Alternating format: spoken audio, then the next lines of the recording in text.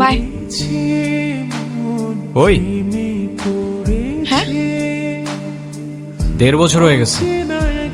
কিসের? প্রতিদিন তোমার এখান থেকে ভার্সিটিতে নিয়ে যাই, আবার এনে ড্রপ করি। হ্যাঁ তো। আমি কি রাইড শেয়ার করি?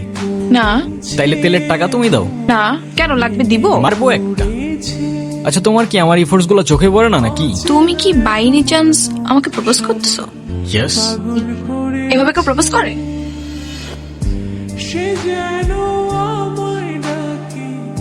কত করে? 50 টাকা। না।